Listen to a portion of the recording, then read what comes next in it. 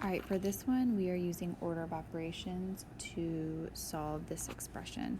So remember, order of operation, please excuse my dear Aunt Sally. The P stands for parentheses, E is exponents, multiply and divide from left to right, and then add and subtract from left to right. So if we look, we don't have any parentheses, but we do have an exponent. So the first thing we're going to do is 3 squared, which remember is 3 times 3, not 3 times 2.